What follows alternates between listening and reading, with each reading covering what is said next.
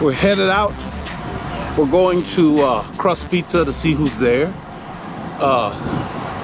We're not sure if anybody will be there because their leader posted that he was gonna ride, but then a little while later he said he's out. I don't know, you know, so who knows. Anyway, if they're not there, we'll just head out because today the temperatures are so much nicer and it's milder, probably right around 90 for a high, 33C, which for us, that's nice. And it's cool. We've had a lot of rain in the area, thunder showers.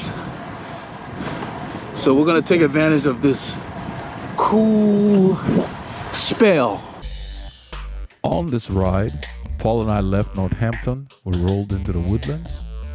We picked up Team RR once we got there, headed out, researched. We started to film on Fishcreek, went all the way down, took some long poles, went on the overpass, took 2854, old 105, went out on 105, cut through the neighborhood there. We got to the 12% climb. At the lake, we stopped filming. Then we went across the lake. We let the group go and we took the route here into the forest. They went to Taco Corner. We came through the forest, got on 149.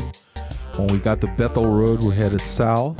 We took Bethel to 1097, and then we went to Taco Corner, refueled, headed out on Klepper, and then went to Spring Branch Road, back past Gary to Keenan Cutoff, the Hills Parkway, the Grand Lake Estates, which took us out to Honia Egypt Road. It was a very nice day. We got like June weather. The heat kind of broke and it was very, very pleasant. So we rode longer than we had planned. I think you'll love the clips we got for you.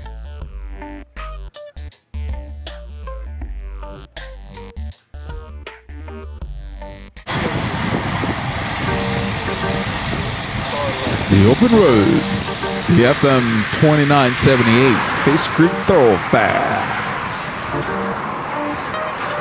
So we turn and then Mike Barrera takes the lead. I just go ahead and sit in on his wheel.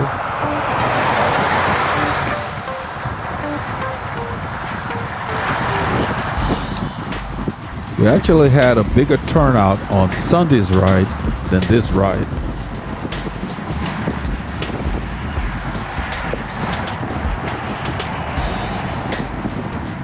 But it was a very, very good ride, just a fun ride.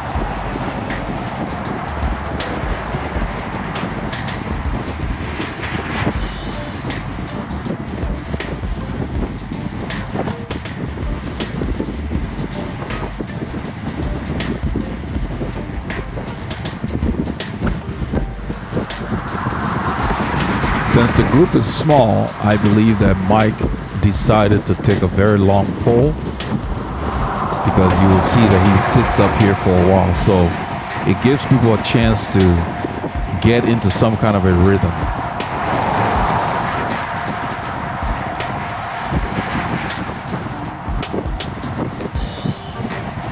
I'm keeping my cadence in the 90s as much as possible. Just finding a rhythm, sitting on his wheel.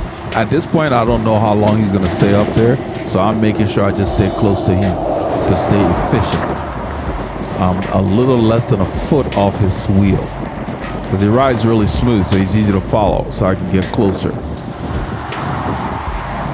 That's Paul's Souke jersey there, Souke Sports. Souke is one of our sponsors, and they make really good stuff. I've got some of their kit, some additional kit that they sent. I will be making some videos soon, introducing you all into the different lightweight fabrics that they have that doesn't break the budget. So go check out their stuff, SoukeSports.com. They also have a custom site, Souke Custom. I have the links in the description of this video.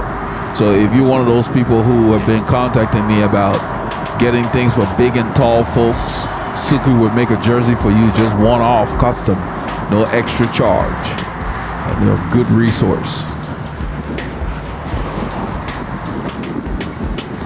The link's in the video description so you can use the site. If you use the Veloharmony code, you will get additional discount.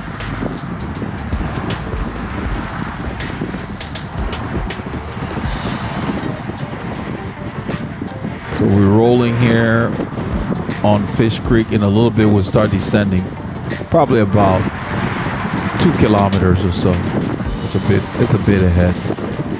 So when you're sitting in and somebody's doing a long pull, just be patient, find a rhythm. You know, you'll get your chance to pull, so there's no rush. You will see that in maybe 10 kilometers when I'm pulling, guys come around, I just get on their wheel, and when they come around, I let them lead, let them stay up front. If you're gonna come to the front and surge on the hills, then I'll let you break the wind for us and let you stay up there.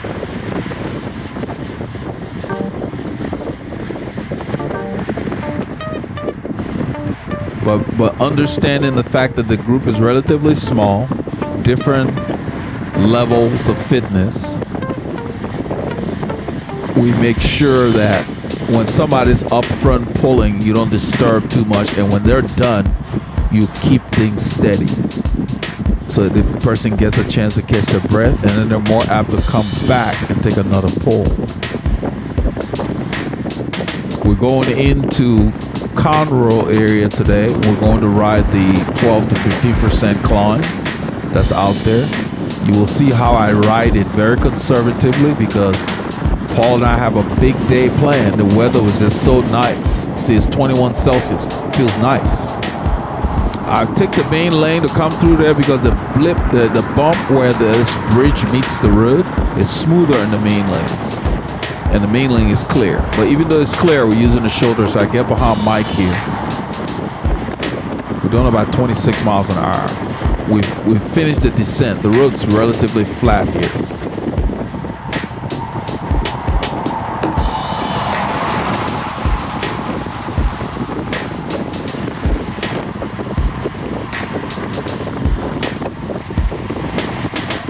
So when you have a long day, a small group, even if it's not a long day, you have a small group, it's good to take longer pulls so that the riders who cannot take pulls will get a chance to rest, because first of all, it will be steadier because somebody's taking on. You can see we're holding 26 miles an hour right now on a flat road. That's a good effort. I'm sitting in behind him at zone 1. It will go up because the road is going to start going up in a bit. But on a flat road, when you're fit, you can really ride zone 1, zone 2 at very decent speeds.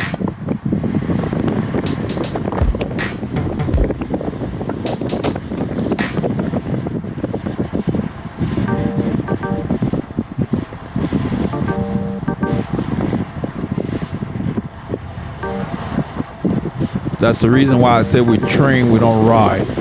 When you train enough, it takes a lot of work for you to get up to even your tempo zone. So as fast as we're going, the road now says 1%. You can see it visually. In this direction, you're always going up. That's why I love coming north. I used to hate climbs a long time ago, but once I got a feel for them, I'm not the fastest climber, but I can kind of hold my own. But I learned early on, you have to be able to be a good all-arounder. You can't just be a person who rides the flat roads only. That limits you. No matter how well you sprint, if you're not there at the end, there's no point to your sprint. Unless you plan on sprinting for the lesser places. So now I'm right at the top of zone 2. The road's going up. I'm staying very close to his wheel. I want to stay close to his wheel so when he's done pulling, I can do the same thing. So I'm trying to save as much energy while I'm sitting in.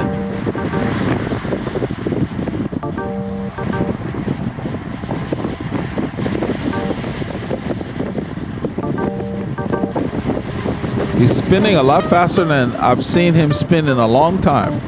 He's got a good cadence going there. Probably close to 100 RPMs.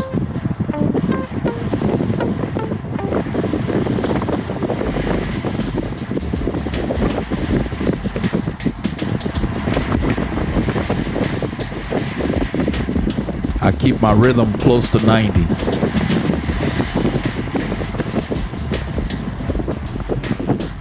I'm I'm not intentionally focusing on pedaling at 90. I'm just finding a rhythm in this situation that I feel like I can do forever. That's the whole point. So you don't feel like you're overreaching or you can only do it for a short time, short period of time. You don't want to be sitting in for a long time riding in a manner to where you would normally ride when you're closing gaps or something like that. You want to be cruising, and right now I'm cruising. When I get to the front, I will increase my cadence. We're passing a rider here. I give them plenty of room and let everybody know. You didn't hear it, but we greeted the rider. The camera didn't pick it up. Just kind of said good morning. There's another guy on the road. I don't know if the camera will pick it up. When Mike greets him, he startled him. The guy, when you're riding by yourself, you're in your own little world. And he didn't hear us coming because we don't have any engine. So all of a sudden somebody says, hi, they're right on your shoulder. The guy literally was startled. And I think Mike ended up apologizing. Hey man, I didn't mean to scare you. He was just saying good morning, but the guy didn't expect anybody to be there. Light changed for us. It was red before we got there. And Mike gets a little gap, so I'm gonna have to ride up to him. That's why you see the watts going up.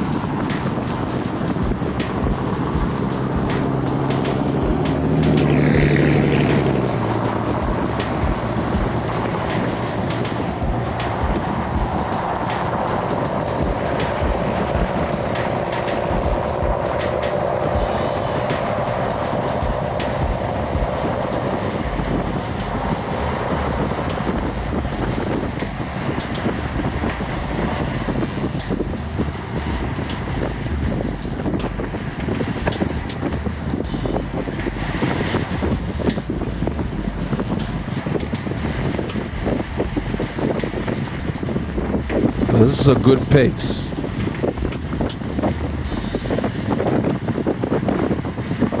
And if you're in a group where somebody's pulling like this and you're in my position where you're like, man, when this guy pulls off, I don't know if I can pull. Then what you do is you wait until he pulls off, he or she pulls off. And as soon as they pull off, you go ahead and pull off as well. So both of you are drifting back at the same time. If you don't want to be in the front, let's say if you're anaerobic and you feel like, man, I'm not going to be able to pull for any appreciable, so you can avoid getting dropped. Just pull off at the same time. As soon as they pull off, you pull off. Then the next person who can pull will pull through, and you can drift with him or her back to the back and get back in shelter. I'd much rather do that than to continually leave gaps and just try to stay at the back the whole time. You need to go through the line even if you're not going to pull. I think it's better. And every now and then, you can let riders in front of you, but don't always try to be the last guy. It's hard back there. I think this is the guy he startled. The guy was like, whoa. Yeah, he apologized. He startled him. That's why when I'm passing solo riders, I give them plenty of room. They don't expect you to be there, because I know how it is when I'm riding by myself. I'm in my own little world, just focusing on the dogs, the deer, the other road users. I'm not expecting a cyclist to be in my space, so to speak. So when you pass other riders, give them plenty of room. Most of the time I pass people, then when they look as I go by, I just wave. I don't usually say anything. I just kind of wave hi. You don't even have to lift your hand, just flick your fingers. I think it was Patrick Parisian who said that's what he does, just kind of flicks some fingers. Because a lot of times you're riding, you don't have to take your hands off the bars. This is a grade here, 2%. And the way we're riding it, you can feel it. It's Rich Lake Shores. I think somewhere around here, he's going to pull off. I'm approaching sweet spot right there. He pulls off. And this is where you must keep it steady. That's how you ride with the group. Keep it steady. It's not a race. You're not breaking away. You're not attacking. You're going through to take your pull. That's a difference. If you were attacking, then it's fine. You do that. But then you won't have anybody come back to help you. I mean, he wouldn't. He took a very long pull. I pulled through and I'm keeping the effort. similar. So he gets a chance to get back in there and recuperate, take a drink, catch his breath, whatever.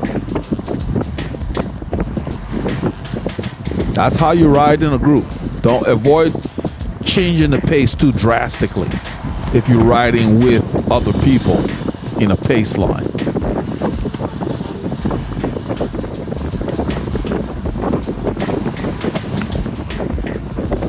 Because as we do this, if someone were to attack per se, and you didn't have to go with them, you'd let them go, but the group keeps their pace. See how much room I give these people? Because somebody said on your left or something like that, but I didn't need to say any of that because the two of them were tracking straight. They look like experienced cyclists. They're not weaving all over the road. If they're weaving, then I will make some kind of noise to get their attention that I'm coming by and still give them room. But those two, they were straight. I didn't need to say anything. I just moved away and went by. They weren't doing anything erratic. The road levels off here a little bit to slightly downhill. I'm sure I'm shifting up. I'm keeping my rhythm the same. I'm keeping the effort the same. You can see my heart rate, 160, 159. That's like tempo, pretty much. Almost sweet spot. Everybody's riding, you know, we're going downhill. So everybody's together. It's nice and smooth. That's a nice shot there. I don't like when Paul does this like that because they can see the camera and someone will wave. I think this guy will wave. I don't know if it's here or maybe it's another time. He ends up waving at the camera and stuff like that. There's another shot Paul does from the other side where they can't really tell. Because this one, I think he's holding his hand out in the lane. But it's a very good view. So, you know, you take what you can. Some of these guys, right now, they're not paying attention to the camera, which is cool. So that's good. I like to catch them unawares. Not that I want to catch anybody picking their nose or anything. I'm just kidding. But I don't want them to know we're filming them now, you know. So Paul has a way he films backwards, you know, but sometimes there's a hassle. You got to flip the camera a certain way, you know. We mess around with it from time to time. So I settle into a rhythm. I'm holding a similar effort. Just keeping it steady. And my goal here is to pull until we get over the overpass because we're going to go east towards the sun on the right. We're headed north right now. So this is a little bump before we get to the overpass. I've already downshifted. You see my cadence close to 90? I downshift to where it's 400 watts, but I'm in a gear that I can ride forever pretty much. It's just a decent effort here. You're working, but you're not dying. Just a nice high tempo. A good training effort.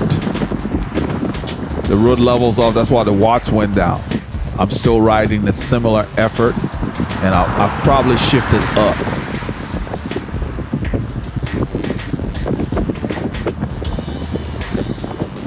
This is the zone I usually train in, 160 to like 175, sometimes 180 when I'm going up climbs. And sometimes my heart rate doesn't quite get there, but the effort, I can tell by feel that when I'm putting the effort. The heart rate has a lag. And when I'm training solo, I don't wait on the heart rate unless I'm doing a 20-minute effort or something. Then it gets a chance to get there. So Shempusan is coming. That's what Paul said. That's Shempusan, John Malbrecht. So when he comes by, I can see them in my mirror. And I see the gap, so I accelerate. I'm in the same gear. I'm just spinning. Look at my cadence. I'm spinning it faster. And then it didn't go anywhere. So I'm like, what was the point of that move? Because they're right there. So I decide, okay, I'm just going to let them pull.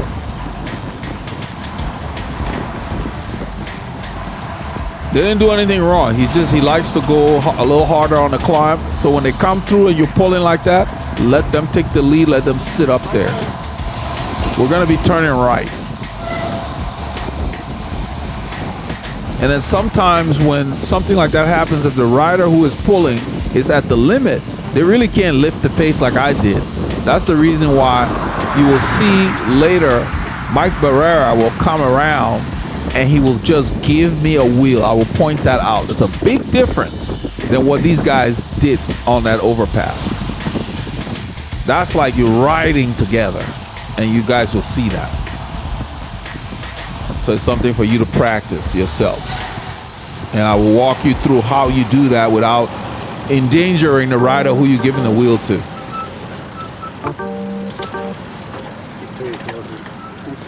That's Dan. Dan is telling me good pace, Eldred. I told him thanks. So he liked the pace that I set back there. This is 2854. We're going to be headed east towards Conroe, Texas.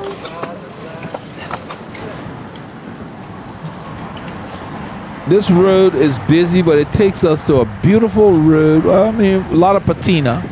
Old 105 to Sapp Road. It's quiet, you know. So sometimes you got to traverse some busy roads to find the gems in your area. The shoulder is narrow, but it's rideable. Few pieces of debris, so you will see in a little while. I will leave some gaps, and so I can see what's coming, you know, for more visibility. I won't ride the wheels as closely. Not right now, but later on. And I use my mirror all the time. I love having that mirror. I don't have to take my eyes off the front. I expected us to go a lot faster on this road because they're going slower than I was going on Fishcreek. And Fishcreek was up and down. This road is flat to downhill. You see it says -1 in the grade there. So they had come in the front on the overpass, but now almost like they have no follow through, you know, power. It's like, you know, you come to the front and nothing's left, I guess.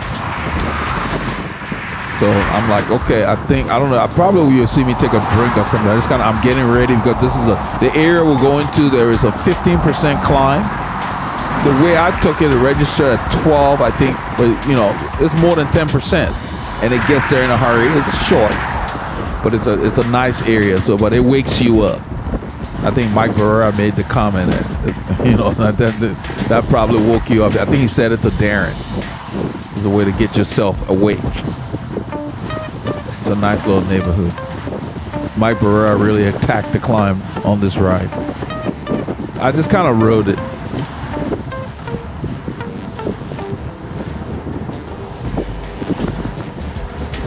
So we're just holding, this is like what, 21, 22 or something like that. And usually we'd be doing like 25. That's Austin back there. I don't know who's behind Austin. I don't know if that's Chris. No, Chris is in front of me. It's another rider. This is Dan the Man in front of Paul here.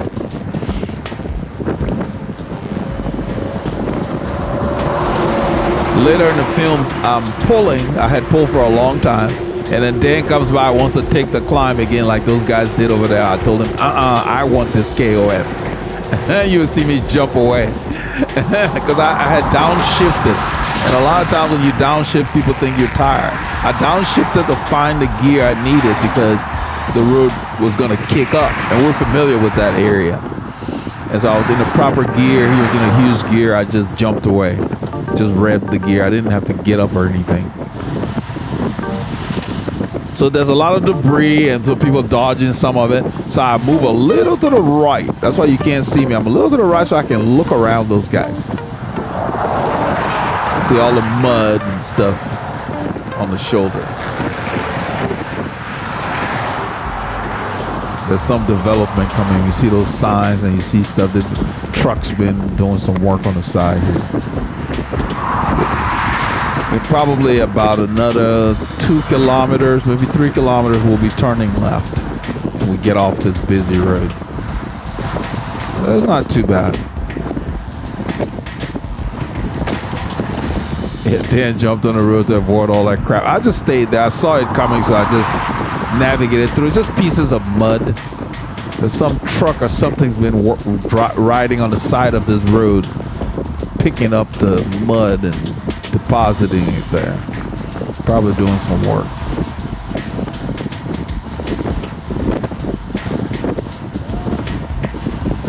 I'm still on the shoulder. There's like a piece of tire or something. There's a bunch of stuff. just there. But if you see them coming, you still have enough room to go around it. And right here is nice and clean. So I'm staying off the wheel in front of me a little bit so I can see.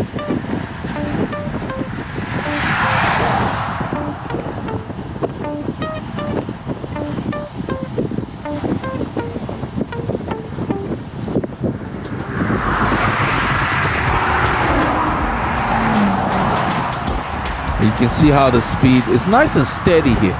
So in a group, if you're going to do 20 miles an hour and you just hold that 20, 21, thereabouts, hold the speed. I think it's more efficient.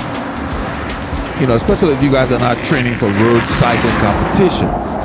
Like if you're doing a century together, it's better to be steady.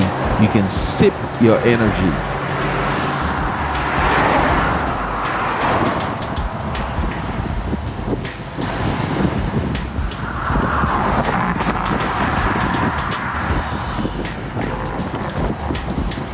It was a very pretty morning. Look at that sky. Beautiful clouds, like somebody painted the sky. The world is truly beautiful. Slowly.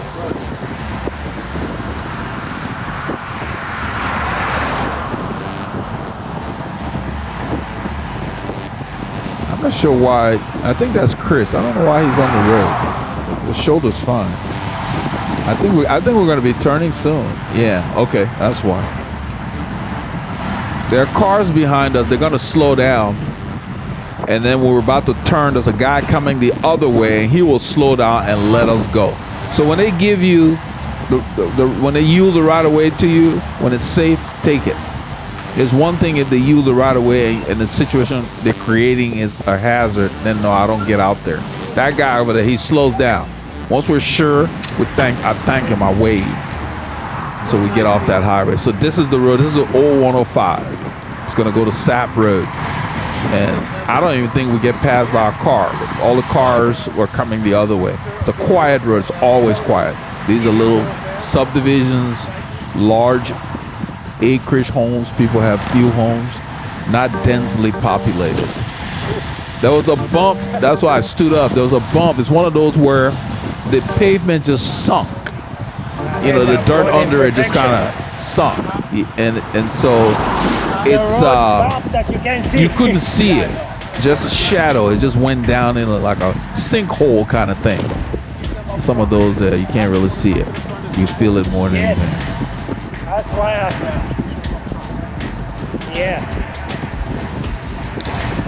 What I was telling Paul back there is, if you're pulling and somebody comes around and they come around you, let them sit out, let them take the lead and let them pull. Let them stay at the front for a while.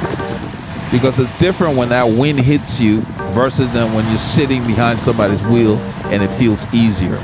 Let them get out there and experience the true force of the wind.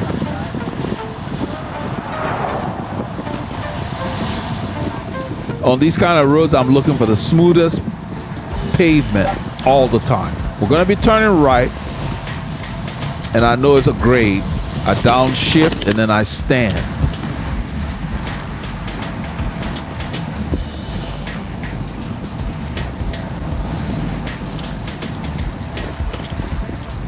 You have to practice that. If you're not comfortable standing and sitting, you need to be able to stand and sit without seizing your pedaling, meaning you should still be pedaling while you're sitting down with no cessation of your pedaling action. That takes practice. The assumption is your bike fits you. When it does, it's easier to do, and also to carry a higher cadence. Look at my cadence. I was triple digits. But you see, I'm pedaling at 103 RPM or whatever, and it doesn't even look like I am.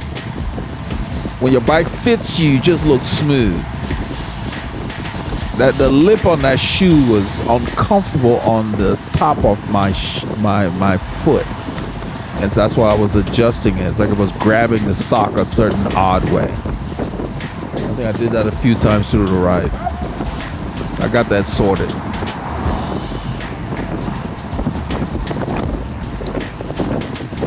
Those are the old style classic shoes from Rafa, and they have laces.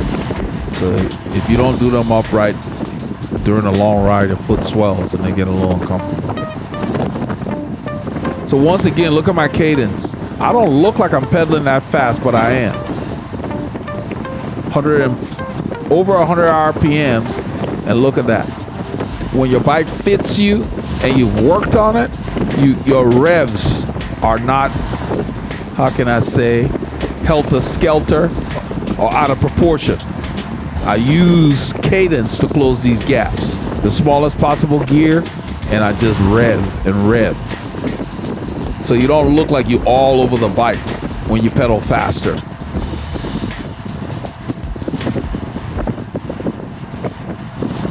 Starts with a fit, of course. Everything begins with fit. Doesn't fit you, you won't be comfortable pedaling very fast. It's still, yeah, the tongue doesn't feel right, so I pulled it aside. It felt a little better for a little while. Well, once I got back home, I looked at it, and I think I tightened it too much when I started out. All of that matters because on a long ride, if you have an area that is just too tight, you can have a decreased circulation. Your foot can kind of get numb, in certain spots, or just one little toe or something. There's always some kind of symptom caused by other things. Like if your cleats are not set up correctly and it's the left foot, your right hand can be numb because you're trying to unload that foot. Okay, that's Mike. I think that's Mike behind. Yeah, Mike behind Austin. Okay, that's what was that. Mike had taken a long pull, if you guys remember. So he went all the way to the back. Paul's got the camera in the air. That's a nice view. We're approaching 105 off of Sapp Road. S-A-P-P. We're in Conroe, Texas. We turn onto the shoulder. I stand because I'm keeping my eye on those guys up front. I'm staying on the wheels.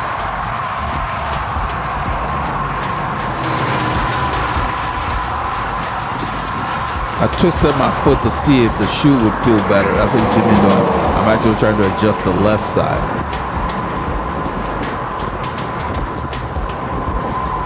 The tongue felt weird. It was too tight for me to even move it. And the way it works is that the shoe has a sticky surface. Look at that. Look at that. Look how I'm revving. 110 plus. You see that?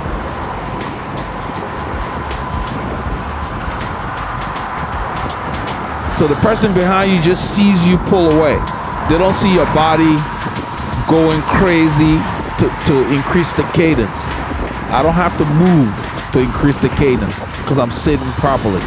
And why am I doing this? Because I know where we're going and I know how long we're going to be out here most of the day. I'm saving my legs. I'm using my lungs.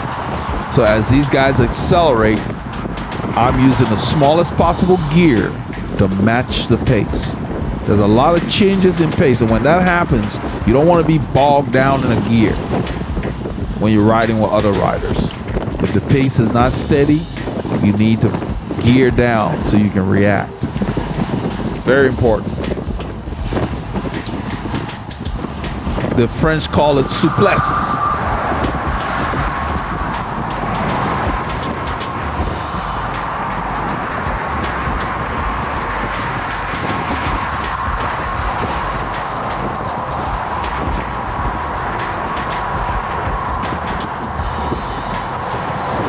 Use this opportunity to take a drink. I start out in the morning with electrolytes, and then later in the day we switch to mostly water. I got my gels and other stuff.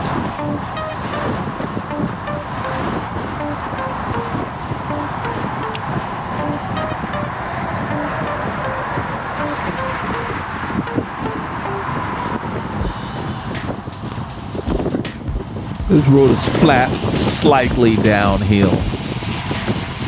You can see I'm coasting.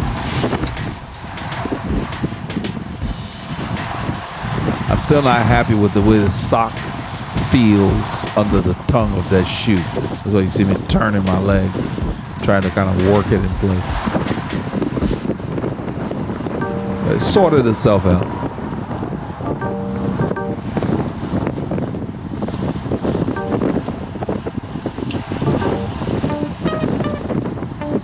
Listen to that wind. I've dubbed it, but it was there. It's blowing. The wind here, mostly this time of year, is from the southeast. We are heading into the east wind, and then we have wind from the south, which is on our right. But I think it's stronger this morning from the east versus the south right now. Later in the day, it was everywhere.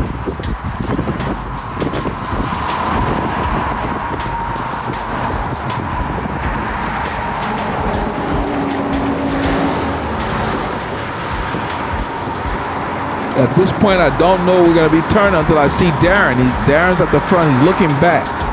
And I said, oh, I guess we're going to turn. Because sometimes we'll go straight and avoid the neighborhood with the 15% climb.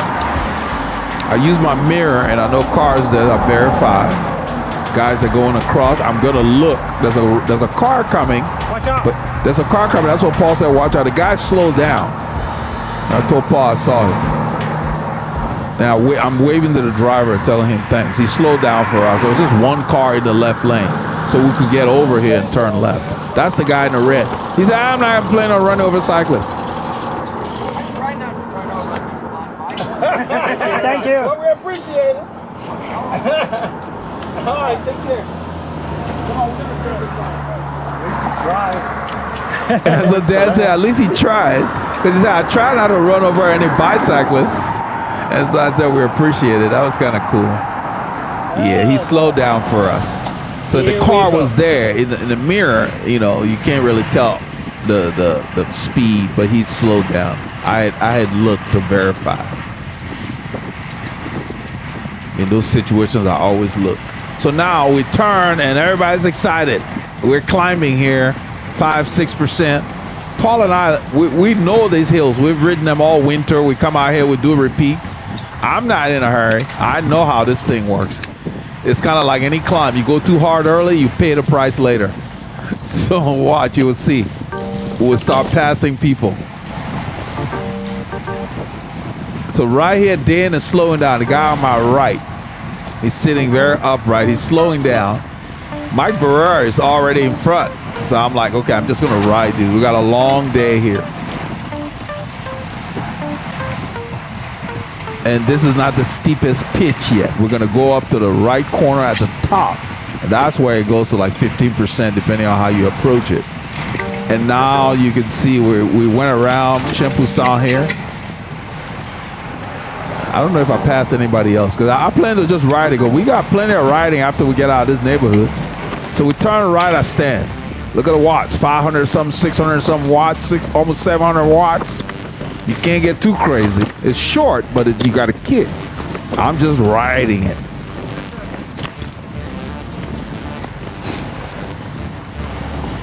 And I think Darren would tell Mike, turn left. Right there, we turn left. I just sit down. I'm chilling, I'm watching. I think it was Darren. Yeah, it wasn't Dan. It was Darren that told Mike to turn left. So you don't want to get too excited on a long climb.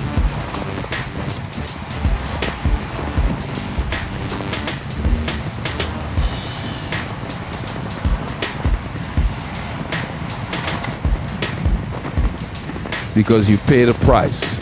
The human body has a finite amount of energy. Depending on your training and your recovery, you've got to know what you got in the tank. And don't burn too many matches before it's necessary.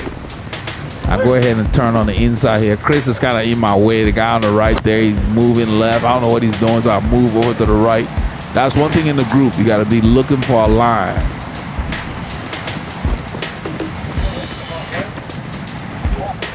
I think this is where Mike Barrera tells Darren, the guy on the right, they're in front of the rider in the black there. He says, this will wake you up or something like that.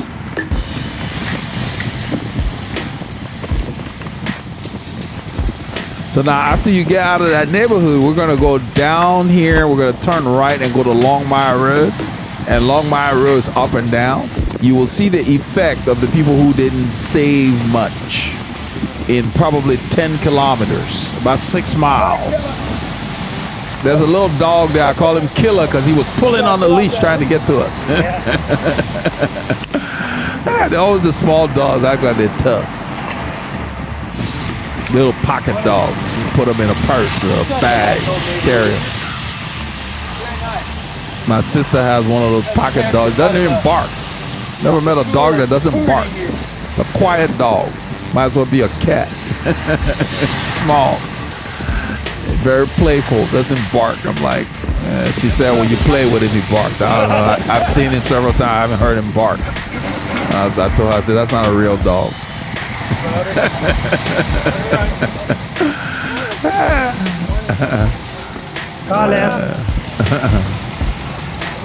He looked at by the size of a possum or something. He's a tiny little dog. Sorry. So we're turning here. And this will take us to Longmire Road.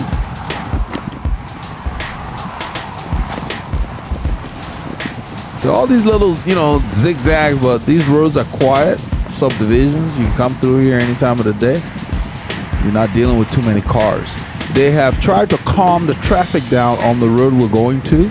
So to our surprise, there was a stop sign on the left. We don't have a stop sign leaving the neighborhood. I think they did that on purpose. They want people going out to work or wherever from this neighborhood to have the right of way. So there's a stop sign on the left there. To the left, there's a stop sign. We don't expect it. It wasn't there the last time we came. So we have a three-way stop. We have a stop. He has a stop. There's a motorcyclist there. He stopped. And I was kind of surprised. So they've got everybody stopping there. It was probably hard for these people to get out of their neighborhood. Yep. So they'll do that to slow the traffic down. That's why I mentioned that. I said, I didn't know there was a stop sign there. So the last time we came, there wasn't one. And it's good that they do that. So you got a three-way. So everybody has to stop. It slows the traffic down. It allows those people to get out easier than these cars just zooming by. Because it used to be just a right of way for this road.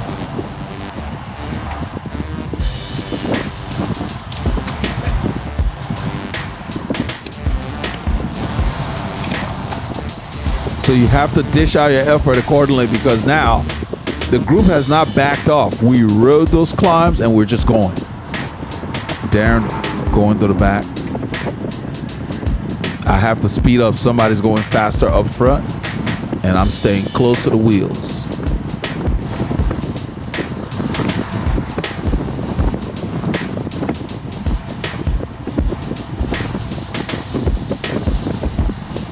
Slight downhill here.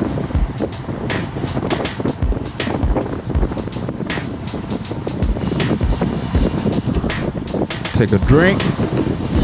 And the whole time I'm drinking, my eyes are on the wheel in front of me. In fact, I believe I backed up a little bit because you always want to be watching. You don't want to be surprised. You don't want to look away. Then when you look back, there's a wheel in your face, like somebody has slowed down. That can be very unnerving. The same thing when, like in your car, you don't want to look away and then you just see brake lights. The tendency would be to overreact. So whenever I'm drinking or doing whatever, I'm still keeping my eyes to the front. You always got to be watching. The road goes up here and it goes up for a bit. So you've got to find a rhythm. You can't get in a gear that you spinning like a hamster or pushing like a diesel too much to where your legs tighten up. Both ends of the spectrum. You got to find a rhythm. You want to stay away from the extremes that you haven't trained for, per se.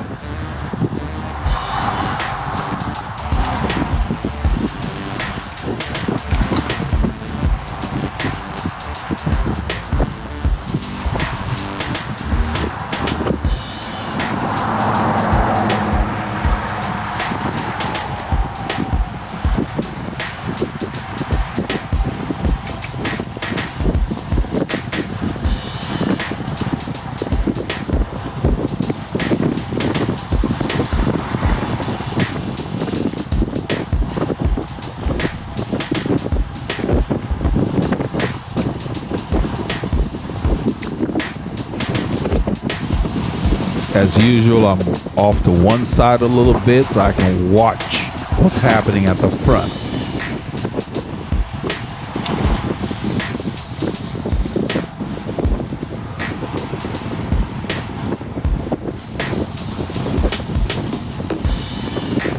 by being able to see what's happening at the front, I can determine when I soft pedal, coast, yada, yada, yada. Because I see what's happening before it really gets to me, if that makes sense.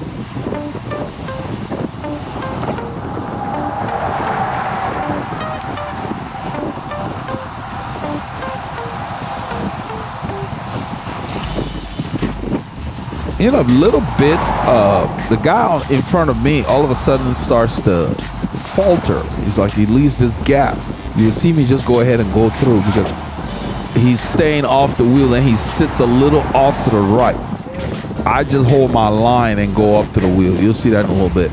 That's when I started to suspect that this ride is getting to some people. We're an hour 21 into it. Usually after the 2-hour mark, the people who have been burning all their matches, they start struggling.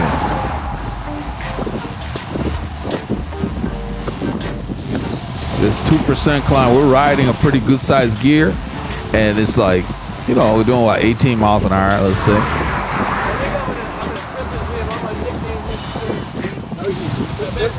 This guy, James, pulls off the front, and it's somewhere around here where the guy on the right, I think that's Chris, he's gonna just leave this gap, and I'm like, I don't know, right here. I think it's right here. Let's see.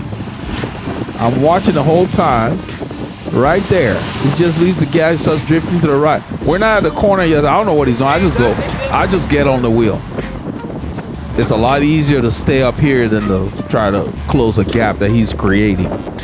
So you got to watch for that. So that tells me he was getting tired.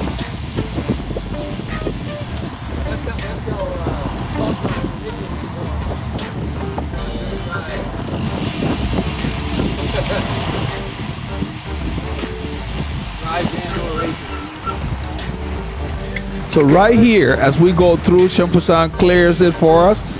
You will see me just go to the front because there's a hesitation. He's slowing down. And I know Dan doesn't want to go through. So I just go ahead and take the lead. And then you see Paul will come by them as well. I didn't expect Paul to be on my wheel. I don't know Paul is on my wheel until maybe after about a kilometer when I turn. And then I see him in the mirror. Right here, I don't even see Paul. I'm just holding a rhythm that's comfortable. I figured it will queue up. I want to keep the group moving. That's the reason I went through, because it was clear nobody wanted to go through. And a lot of times, if you don't go and take the lead or something, then it slows down. We bunch up. It yo-yos. It's like you get a little, almost like you're having a meeting, and the group just comes to a crawl. I didn't want that to happen. Everybody's drinking back there, so we're turning right. After the turn is when I realized Paul is on my wheel. I turn and I slow down. But I always like to practice turning like that. I see him, I wait a little bit.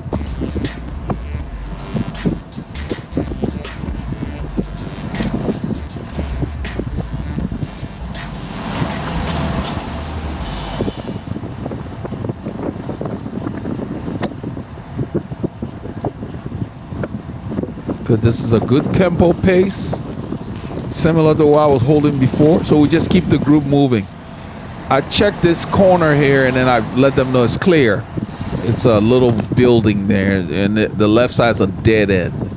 So we're gonna go down the hill at it's probably about a half a kilometer, 600 meters. We're gonna turn left, maybe a quarter mile or something like that. We're gonna turn left. Now, turning left, there's a hill to the left. As I turn, it's clear. So I say clear, and as soon as I begin to turn, when I hit the road, I see a car cresting the hill that wasn't visible before, and then I let them know, and then we wait after we've turned. 3 of us get across. Right there, it's clear.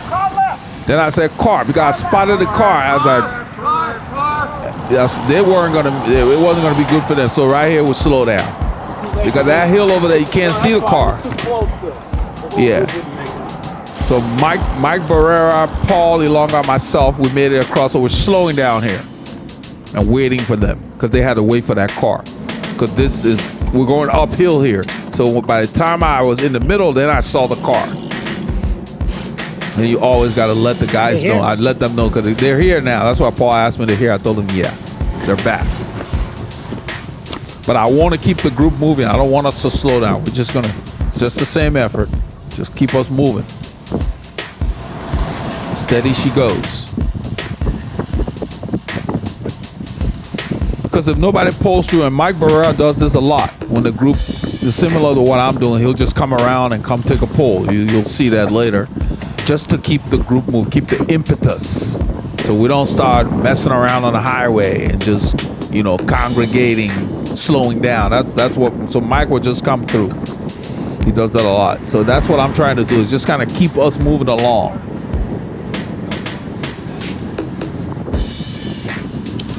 This is a grade. It's up and down, and it's not one of my favorite parts of this area. You just have to work, and that's it. It's not fun. Let's put it that way. But that it is what it is. So all I'm doing is keeping the effort tempo zone, tempo the sweet spot. That keeps the group together. But everybody's working. And I'm focusing more on my cadence than anything. The road levels off, I'm going to shift up. I don't pay attention to speed. It's just the effort. If somebody were to come around, I just get on their wheel if they want to come break the wind. But nobody came around. So after we went through that neighborhood, people needed a break. The group did not slow down much. So now we're kind of this keeps us moving.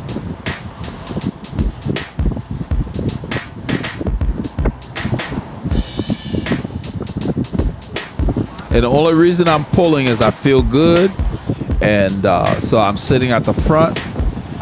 Because if I don't feel great, I will take shorter pulls or none at all. You're not required to pull, but if you're feeling good, you help the group. You help the group.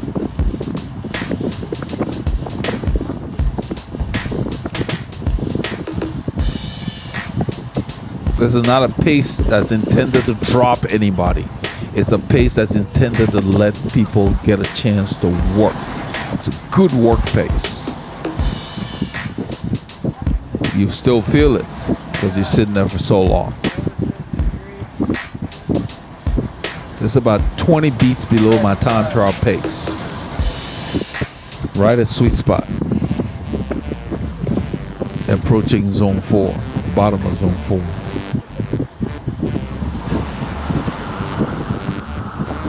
This is where it's somewhat hard. Somewhat hard to hard, but not very hard, if that makes sense.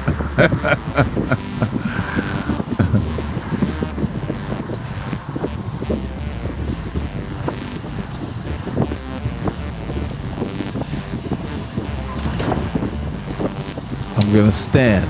I'm gonna shift up. Yeah, I remember this. Because this is a little bit of a drag. You see 400 watts. I just stand. Not a whole lot of speed, 16 miles an hour maybe, but it's just the rhythm felt good. That was a nice little dig. I went to 2%. I didn't realize that. It felt like just a 1%. There's just certain roads, you just stand. They're awkward. We got another one when we're coming from Taco Corner going south on 2854. It's an awkward climb.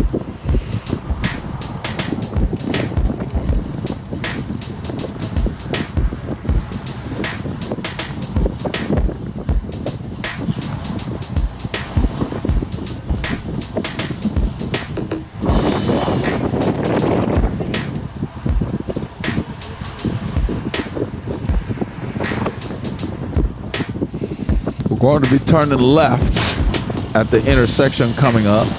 This is FM 830. We're going to go west. That guy just went through the red light. He got tired of waiting, I guess. It's a quiet intersection, I guess, you figure. Maybe he'd been sitting there too long. I don't know. Maybe just impatient. But he was sitting there as we approached. He just peeled off. And the light's still red. He turned left.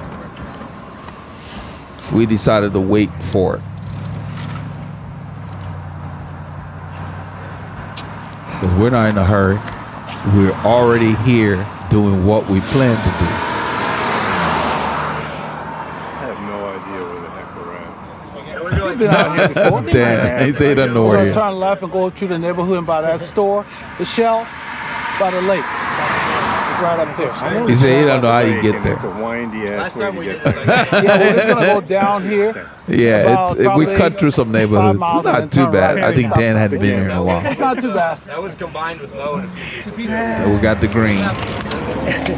Whenever we get the green, I'm always monitoring the traffic flow. You saw me get out there. There's nothing coming on either side. Even in my car, if I'm the first car, I watch the traffic flow because you always got to look for those stragglers that may want to run the light. If you're the first person getting across the intersection, always check for that. So we turn. This road is kind of downhill. When we turned, I noticed that no one was eager to come to the front. So I decided, okay, I'm going to do some more work. I didn't get to ride as long as I usually do during the week, this particular training week. So I figured, okay, I'm going to make up for it today and just do a lot of work. And when we came out, it was so nice. So we decided we're going to go longer anyway. I told Paul, yeah, it's a good idea anyway. We ended up doing like almost 7.5 hours. We're nuts. It was like a part-time job. So this road is downhill for about probably 5 kilometers. And then it goes uphill at the end before we turn. And on that uphill, Dan starts to come around. I'm like, I want this KOM. I earned it. I literally told him that, and I jumped away. I'm in a big gear here, probably 53, 16 or something like that. As the road goes down, I want to feel the gear. The speeds are going to go up. The watts are not that heavy because we're going downhill. A bit of a tailwind, cross tailwind. 32, 33 miles an hour. So if you have a bike that when you get at these speeds, let's say 28 to 30 miles an hour, you start getting shimmy or faster, you might want to get the fork checked. Sometimes the frame might be out of alignment, or maybe you have a loose fork or something, loose headset. So your bike should not be shimmying. That's why I really like my bikes. This bike is steel, and I can go fast, and it is just stable. It tracks wonderfully. So yeah, it's important. You start going fast and your front end is shaking. That's not safe. The wind, I dubbed it because the wind is here. It's so windy. I'll go ahead and lower my body. I think I'm in the drops now. I could literally feel the upper thighs hitting my ribs. I was so low here. I could feel my legs hit my ribs. You can see it going up. I could feel it. You should be able to use every position on the bicycle. I had already zipped my jersey up, so I'm slicing through the wind. We're riding at 32, 33 miles an hour. I get on the tops, the hoods.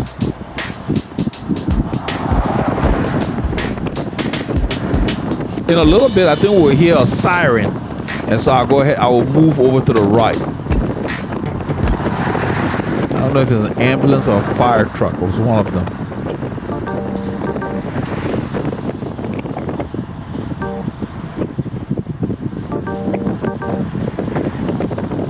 So all I'm doing is putting it in a gear I can feel as the terrain changes.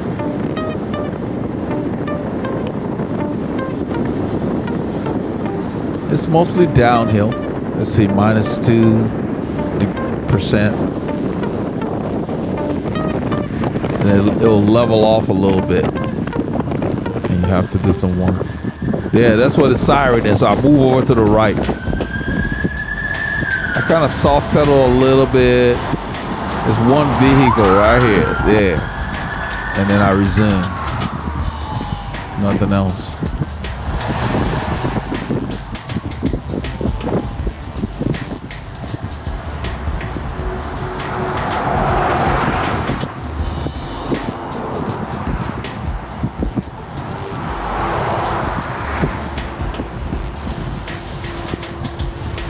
think we're approaching where the road goes up. Yeah. I think I'm on the small chainring here. I've downshifted. There comes Dan. I downshifted because I knew what was coming. Watch, I'm going to tell him.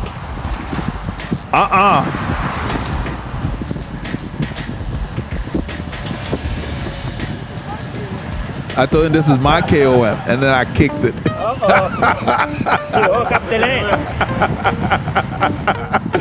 I didn't realize that I had pulled away like that. I told him, this is my KOM. When I shifted to the small chainring, I guess he thought I was tired or something. No, I shifted to the small chainring because I wanted to use the proper ratio, because that thing kicks up and is long. We're still climbing here. You know, it's not 1%, but it went up. I think it got to like 3% or so. It gets there, there's a little bump. Now we're going to be turning right. I think I'm going to shift back to the big chainring. There. I'm on the big chainring. We're going to be turning right. Now, this is where I want to show you the difference. You'll see Mike Barrera come around and give me a wheel. That's how you got to do it when you're working in the pace line and you're coming to take a pull. If the person didn't come off the front, or the person has been there for a while, you're feeling good, you want to come take a pull, that's how you would do it. He's going to do it in probably about 500 meters or so. He'll come around. And when you're coming to give the wheel, you got to look down. You don't need to turn your head necessarily. Just look down. You can just use your peripheral vision, but look at the pavement and watch that person's front wheel, and place your wheel a foot about the size of your shoe in front of them. Just slide over gradually. No sudden movements. And that's the same thing you do when you're doing a rotating pace line. You come around and you got to watch that wheel as you slide over. So you just kind of slide in front of them. I wave at that driver, let him know we're going straight. The wind's coming from the right and a little behind us, but mostly from the right. I'm keeping the effort the same. Sweet spot.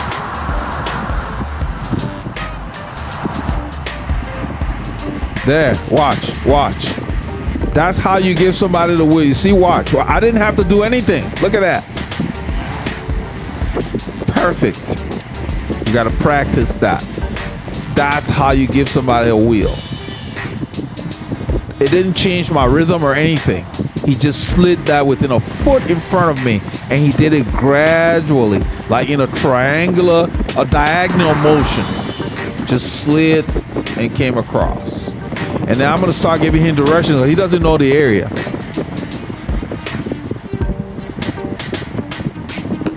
I'm going to let him know that we're going to be turning left.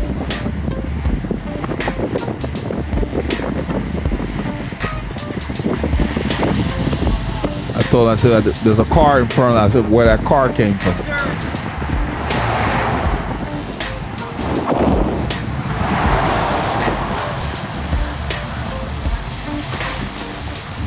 And then a little bit I was telling him we're going to be veering to the right at the Y. There is a Y intersection coming.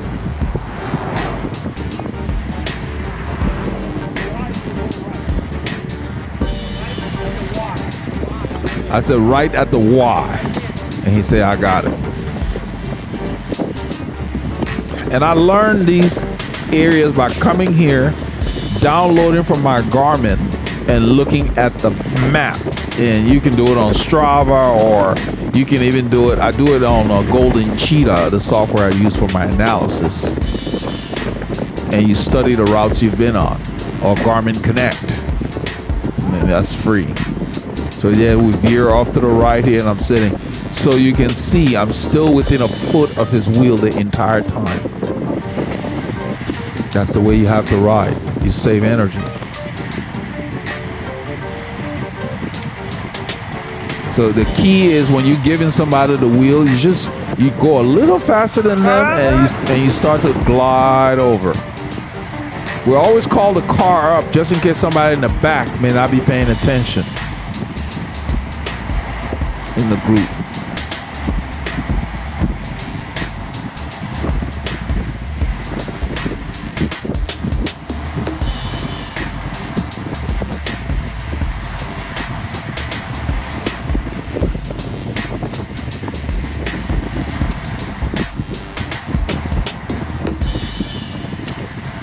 So the way Mike came over, if you're in a rotating pace line, that's how you come over. Every time you pass the rider, you just come and give them that wheel. And each person. The problem with some of that is the rotating pace line, people keep accelerating, and before you know it, you guys are going full gas. You know, people have to learn to be a little more patient.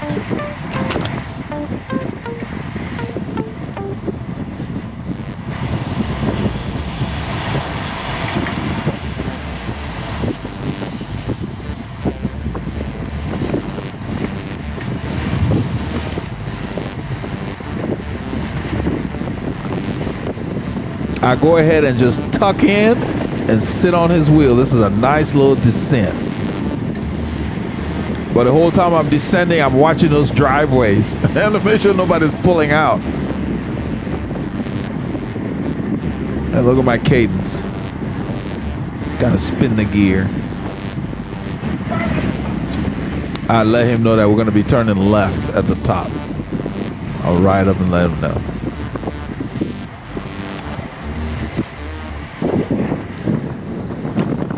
These boys don't want to play with us right now.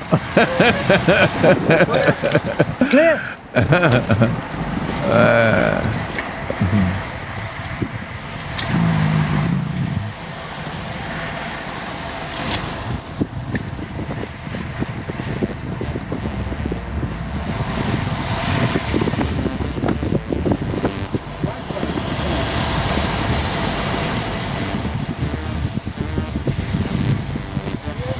So I'm going to let him know that that's 1097.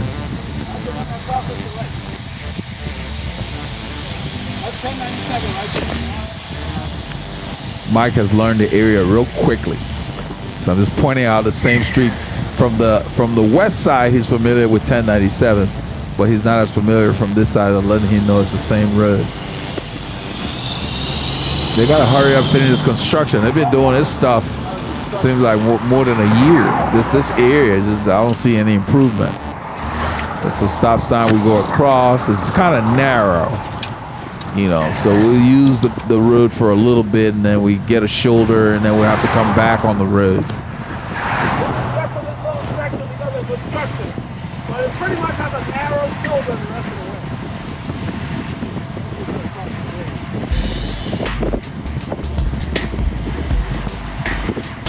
So we'll use the shoulder here. There's a little bit of debris, but we'll do that because there's a car behind us. Been sitting there patiently. So we'll move over so he can get by.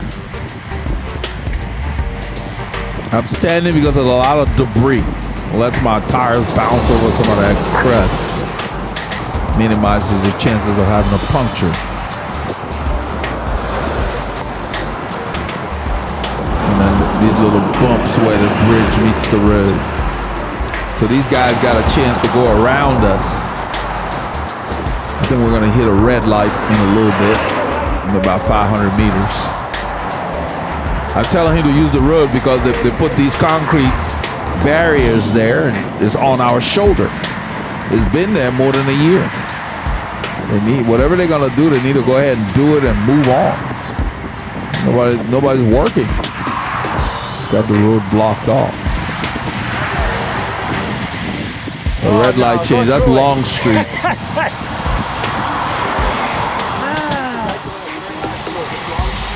I'm letting him know that road, when you go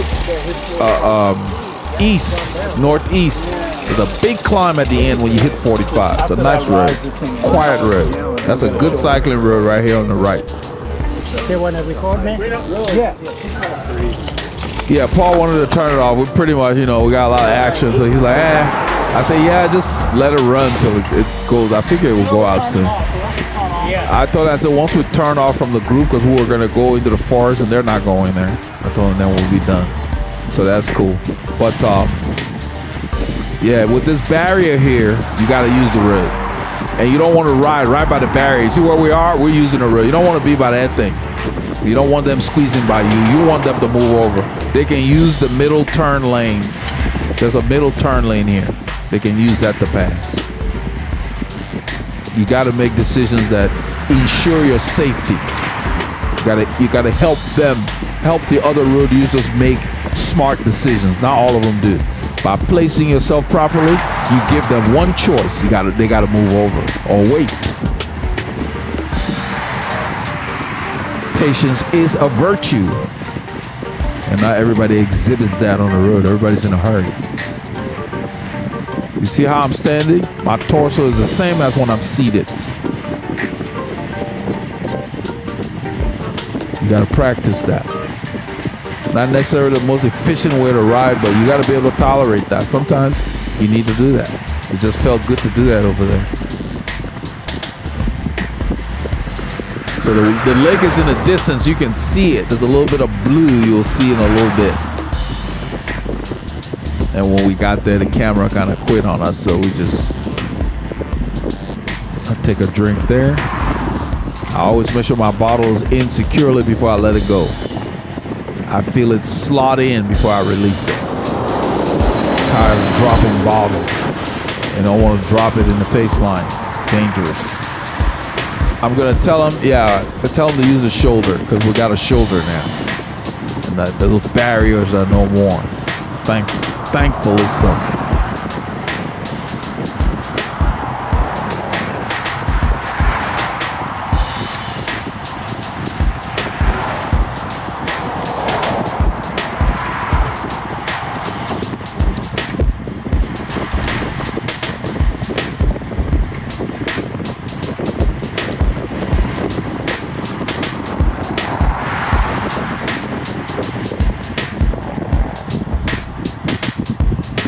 So I'll go ahead and tuck in. When Mike Barrera is pulling, he gets really low. So if you want to follow him and benefit, you got to get low too. So I don't know what you did this weekend, but we got the K's in to keep the doctors at bay and make sure you keep your body moving. An active body leads to a sound mind and good physical condition, physical health. So remember, get your K's in, and no matter what you do, keep those doctors fired. There's the beautiful Lake Conroe. As we approach, the camera has had enough. And the boys sticking together. So this is part of what we did on Saturday.